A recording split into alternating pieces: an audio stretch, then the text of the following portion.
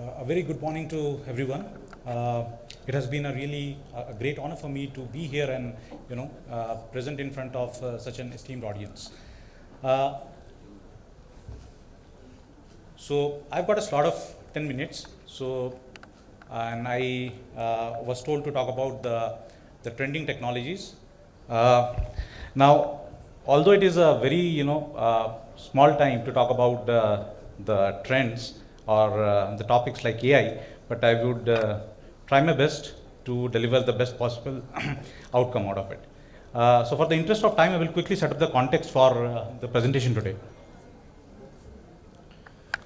So we all have either seen or heard about multiple tectonic shifts in the field of technology so far, be it the emergence of internet or be it the emergence of cloud and cloud delivered services like infrastructure as a service, software as a service, or maybe platform as a service. So similarly, right now we are seeing one more shift, one more paradigm shift in the form of artificial intelligence.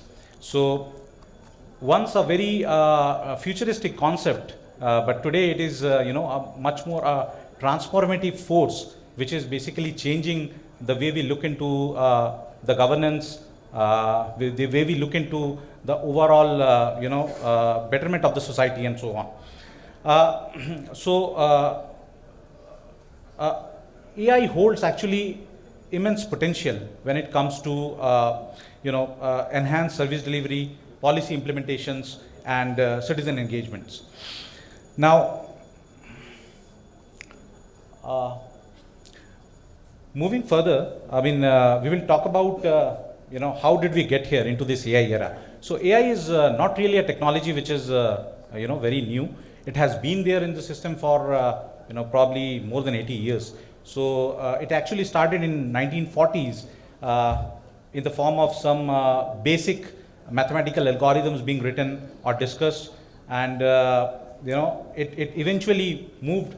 And when the first significant achievement of AI was observed in 1997, when a particular computer program that was trained with multiple or I would say thousands of chess moves was able to defeat the reigning champion and grandmaster Garry Kasparov.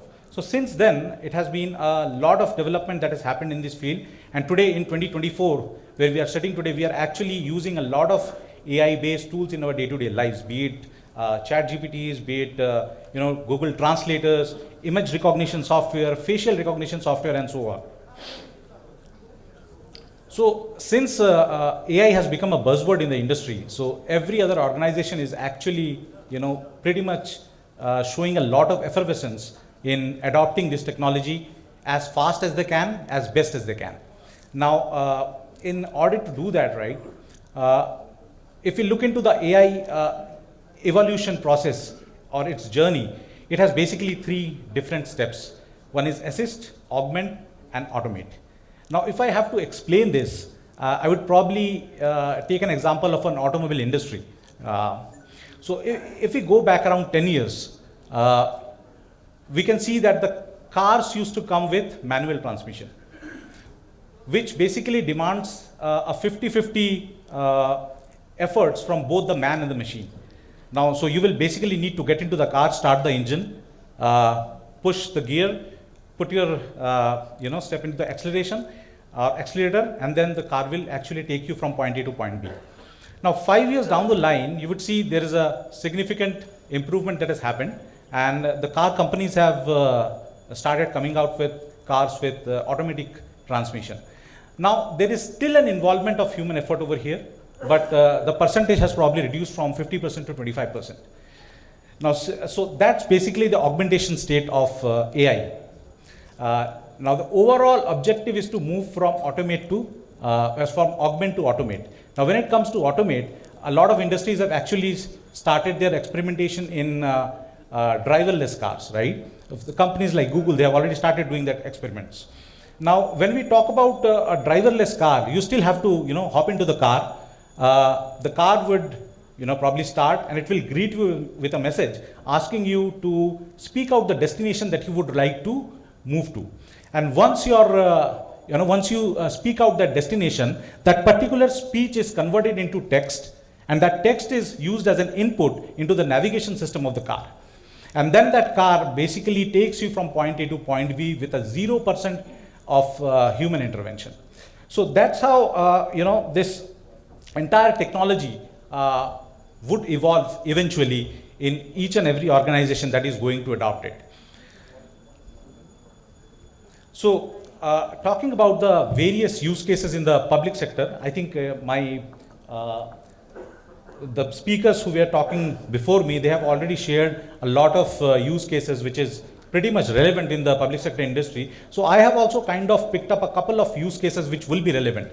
Now there are tons of use cases, and just for it's very difficult to collate everything into a single slide, hence I have just picked up a couple of them. So maybe I will talk about one of them under healthcare delivery, which I believe is one of the most important use cases for AI for any state government. Now, if we talk about a predictive analytics for disease outbreaks, now in this case, there is a need for AI, and why this AI is needed in this kind of a scenario is because there is a lot of multi-dimensional data that comes into the picture which needs to be analyzed. And when we are talking about multi-dimensional, non-linear and unstructured data, it is actually humanly impossible to analyze that and predict any kind of a disease outbreak. So what happens is, there is a lot of data, for example, epidemical data, like history of the disease outbreaks in a particular region, right? Along with what is the pathogen characteristics, what are the mutation rates of that particular pathogen, environmental data, so what is the temperature of that place, what is the humidity, how much rainfall that place particularly gets, and then the mobility data, for example, how much people are traveling in and out of that particular place, what is the rate of rural to urban migration that is happening. So all this data needs to be put into consideration before the analysis is being done. And once that analytics, the AI engine works on that data, which is kind of a very complex data set, it finally arrives with a solution which would be used by the health department to kind of predict that what kind of disease outbreak is probably impending in one particular area during a specific season of the year. And by doing that, they will actually be able to help or issue warnings in a proactive manner so that all the citizens residing in that particular area can take the necessary precautionary measures. Now, once we have already identified that what are the use cases which are going to be relevant for deployed into an AI model, the next thing that comes into everybody's mind is whether my infrastructure is really ready, right, to accommodate that change or not. Whether my existing data center is capable enough to run those AI workloads. Now, if we look into the AI application, it's a very complex application. I mean, if we compare that with the applications of probably 10 years back, most of the application used to be pretty much monolithic. And with a monolithic application, it's used to be a single team probably working on the development of that application, sitting probably in one particular place. Maybe the different team members were writing different codes, but at the end of the day, it all used to get compiled under a single umbrella, and then tested and put into production. So it was pretty much a very easy process to deploy and run. But when it comes to AI or the AI-led applications, it is thousands of modules probably coming together, with all the modules being developed at distributed or dispersed areas or dispersed locations. And those modules, individual modules, are accessing data sets from different locations, from different databases, from different storages. Now, all this solution, when comes together, it actually creates a lot of complexity in it.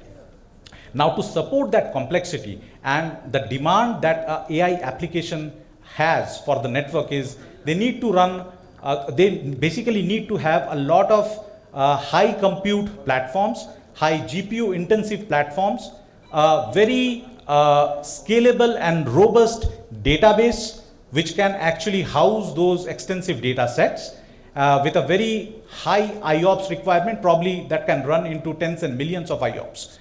And last but not the least is the infrastructure which is actually going to join the application with the data set. right? Now, the question that we need to ask ourselves, if we are actually moving towards an AI led data center, is my infrastructure really ready enough for that? Because the current infrastructure that most of the data center would be having will not have a lossless fabric, will not have ultra low latency, and will definitely not support a high bandwidth environment. Now, this is something which is an absolute need for any AI deployment in the world today. Now,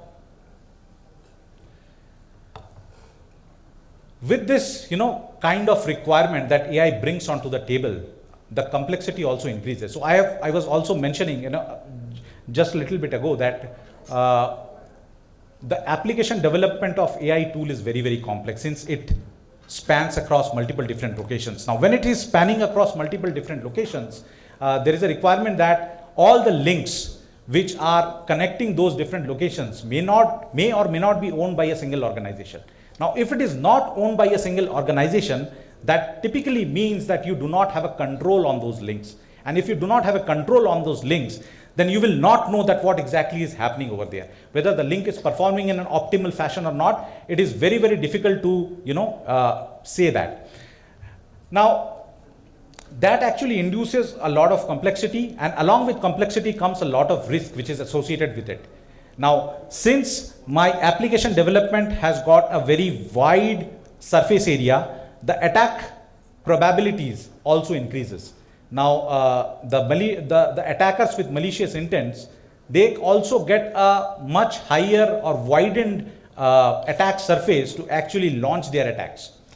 Now, if this slide looks a little fearsome for the people who are actually thinking about adopting AI, now the good news is I will move on to the next slide, wherein I would be able to discuss some strategies through which we will be able to manage these complexity in a much efficient manner.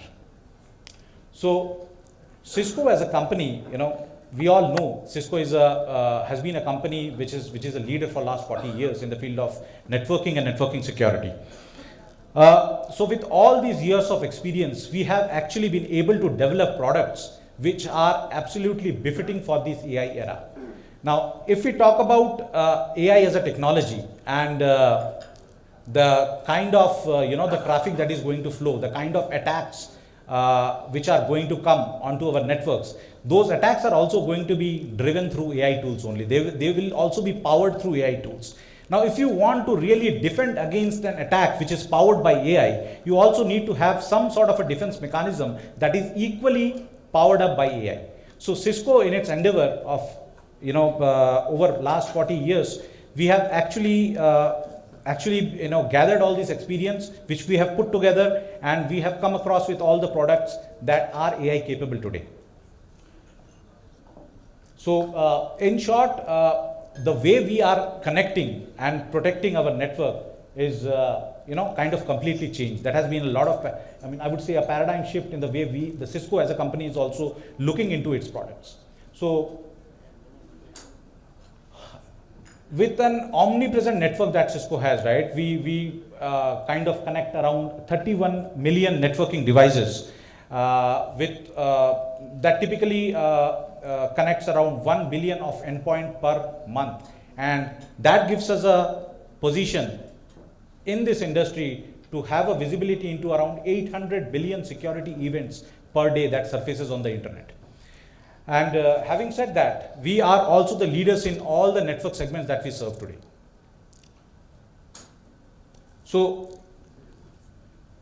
Cisco has these capabilities. Now, we have been talking about all these AI and AI workloads. So how Cisco actually supports it?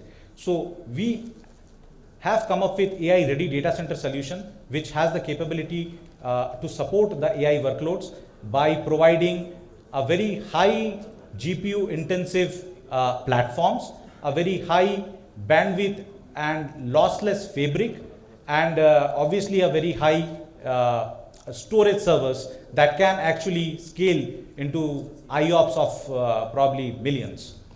Along with that, we should also be considering the aspect of the people who are accessing those the data or the data center applications.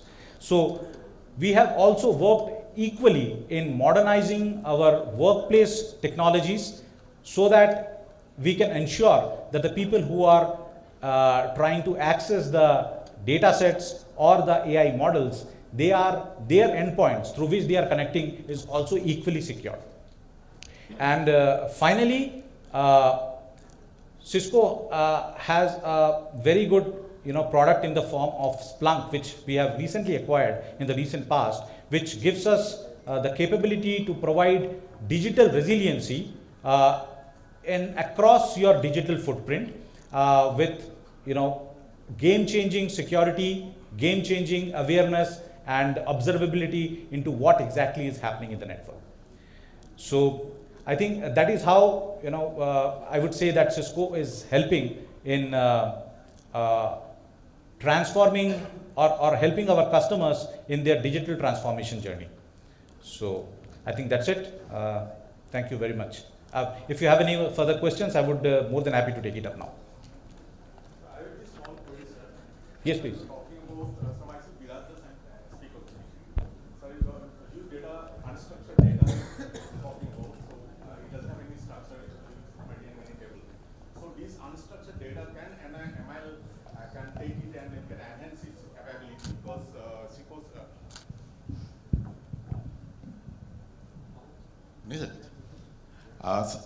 sir, you were talking about unstructured data, sir. Yeah.